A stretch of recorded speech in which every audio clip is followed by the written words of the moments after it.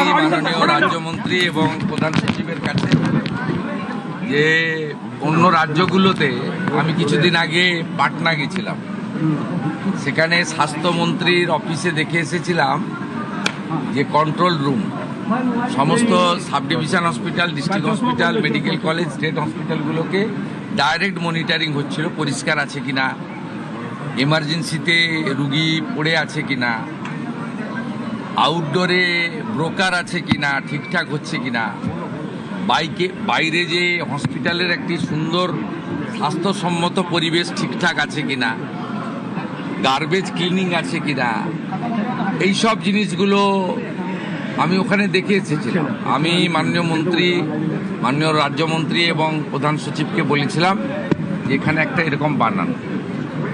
এরা পুরোটা এখনও রেডি হয়নি, ইট উইল টেক টাইম, আরও 1 মাস লাগবে।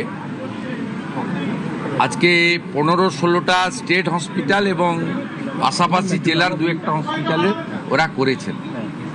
আমি কিছু সাজেশন দিয়ে গেছি, মাননীয় মন্ত্রী নোট করেছেন, প্রধান সচিব নোট করেছেন।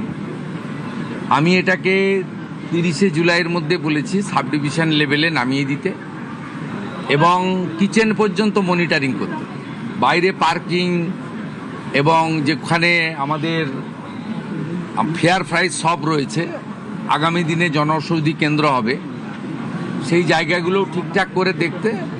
ওয়ার্ডের ভিতরে কিছু রেস্ট্রিকশান রয়েছে হেলথ গাইডলাইনে, রুগীদের দেখানো যায় না, কিন্তু মেঝেতে যে পরিষ্কার আছে কিনা দেখানো, বা আমাদের এমার্জেন্সিতে কোনো রুগী পড়ে আছে কিনা, একটা হসপিটালের যে পরিবেশ এবং যে পরিষেবা, এই দুটো ঠিকঠাক করার জন্যই একটা মনিটরিং দরকার আছে। এটা তারা করতে পারবেন। আমি ইনিশিয়ালি স্টেট হসপিটালগুলোতে যেটা দেখেছি, আমার পরিচ্ছন্নতা দেখে ভালো লেগেছে এবং আউটডোরগুলোতে একটা সিস্টেমে ডিসিপ্লিন ওয়েতে কিউ মেনটেন করে যেভাবে এন্ট্রি হচ্ছে বা তাদের চিকিৎসা হচ্ছে, এটাও ইনিশিয়ালি ভালো লেগেছে। এবং এটা আপনাদের জেনে রাখা দরকার, এটা মাননীয় মুখ্যমন্ত্রী বা মন্ত্রীদ্বয়ের সাডেন ভিজিট ছিল।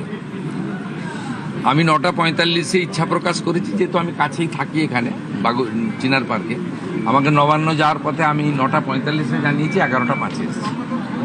আমি এনাদের কিছু ইনপুট দিয়েছি, কিছু ওনারা আমাকে ইনিশিয়ালি দেখিয়েছেন, গ্র্যাজুয়ালি ইমপ্রুভ করবে এবং পরিবেশটাও বদলে যাবে এই বিশ্বাস আমি রাখি। অফিসাররা, আধিকারিকরা দে আর ফুললি কম্পিটেন্ট, ইন্টেলিজেন্ট, ডাইনামিক। তাদের কাজ করার জন্য গাইড করা দরকার, নেসেসারি ফান্ড অ্যারেঞ্জমেন্ট করে দেওয়া দরকার, আর এনকারেজ করা দরকার। করবেন ওরা।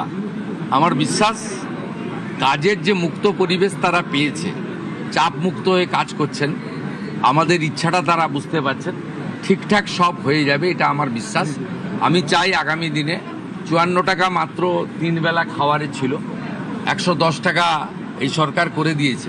খারাপ খাওয়ার, দুপুরেও কুমড়ো, রাতেও কুমড়ো, কুমড়ো খারাপ নয়, আমরাও খাই, কিন্তু ওই যে বললাম এত নিম্নমানের খাবার, এগুলো তো ওভারলুক করা হয়েছে। 17 সালে লাস্ট খাবারের টাকা রিভাইজ করা হয়েছিল, 17 আজকে 26-এর অর্ধেক হয়ে গেছে, 27 সাল আসতে যাচ্ছে।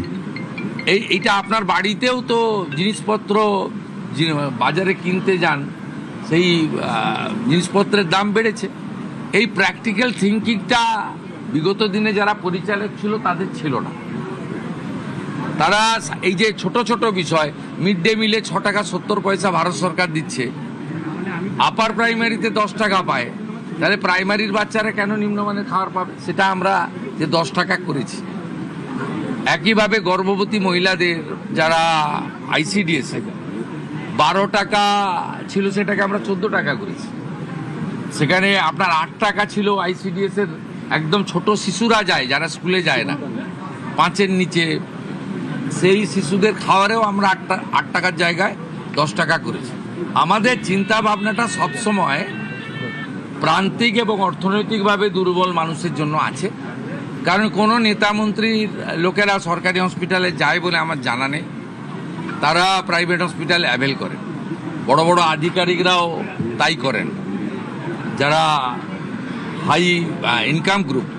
ন্যাচারালি এখানে যারা আসেন তাদেরকে পরিষেবা দিতে হবে এবং সব হসপিটাল থেকে দালাল রাজ মুক্ত করতে হবে এবং মানুষকে সুন্দর পরিষেবা দিতে হবে। এবং আমরা ভারত সরকার নাম দিয়েছে আয়ুষ্মান মন্দির।